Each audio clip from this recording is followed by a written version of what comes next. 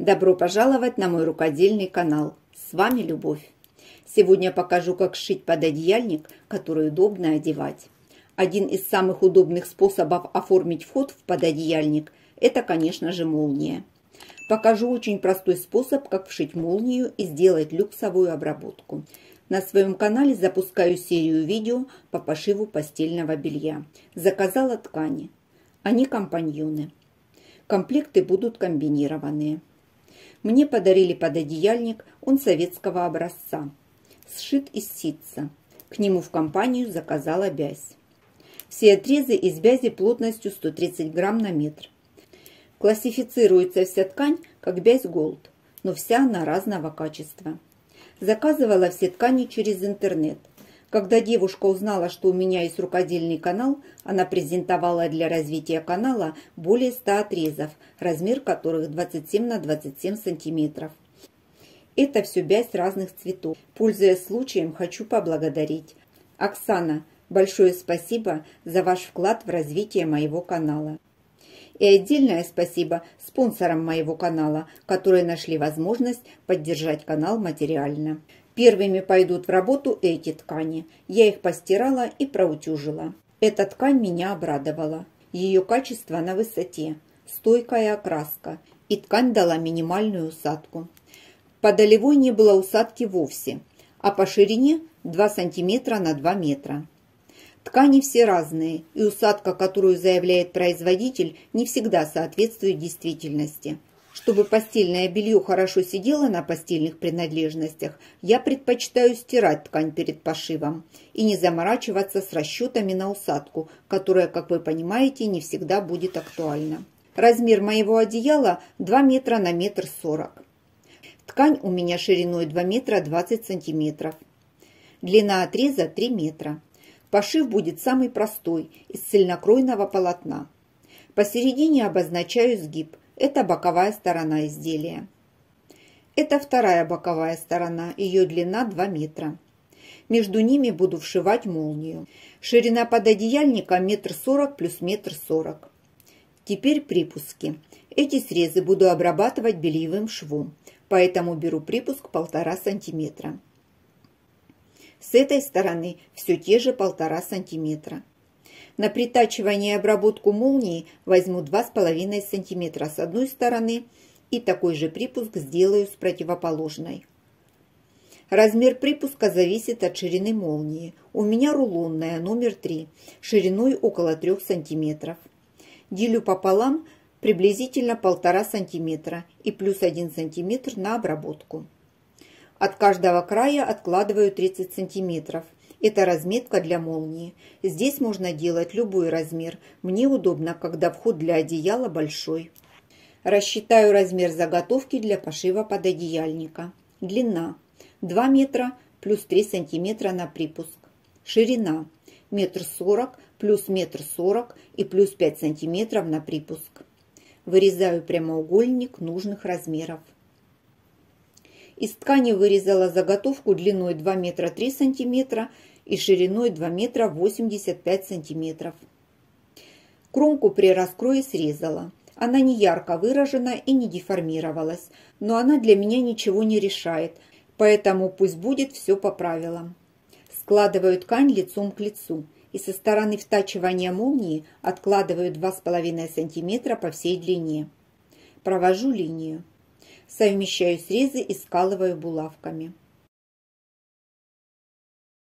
Размечаю место для втачивания молнии. С каждой стороны откладываю 31,5 см. По намеченной линии прокладываю строчку. Иглу для пошива возьму вот этой фирмы. Размер 80. Длину стежка буду использовать 2,5 мм. Поставила закрепку. Проложила строчку длиной 2,5 мм. Дошла до наметки.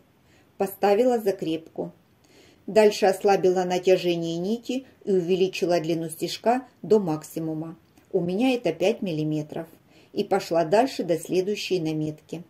Остановила машину. Сделала нормальное натяжение нити и строчку 2,5 мм.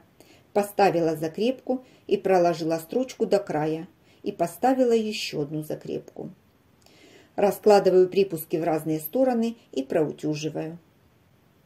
Молния у меня рулонная, номер 3. Я ее постирала вместе с тканью и проутюжила с обратной стороны, чтобы не повредить зубчики. Нужно обработать края молнии. Длину молнии взяла 145 сантиметров. Это рабочая длина 140 сантиметров плюс 5 сантиметров на обработку. Одела 2 бегунка. У изделия большой срок службы, поэтому ставлю запасной. Да и пользоваться на большой длине 2 бегунками гораздо удобнее. Обработала срезы. Бока на обтачке закрывать не нужно.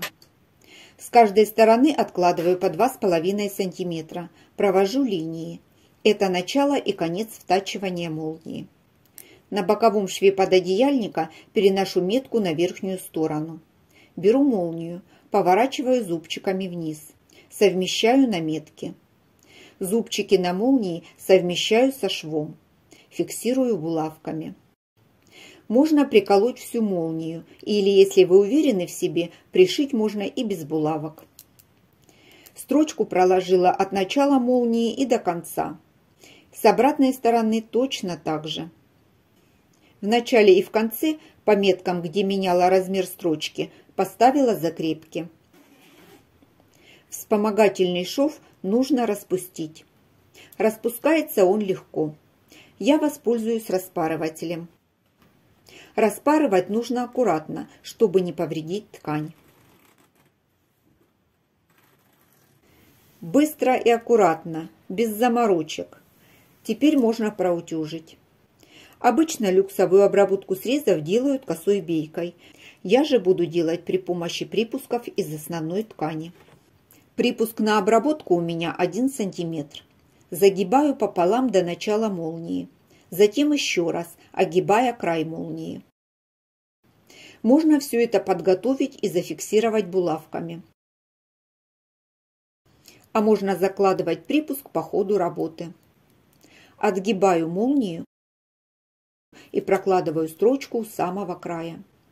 Обработку срезов и молнии закончила. Как престижно звучит люксовая обработка, а делается очень просто. Выглядит, конечно, такая обработка дорого. Цена комплекта постельного белья зависит не только от ткани, но и от способа обработки. Осталось закрыть верхний и нижний срез в изделии.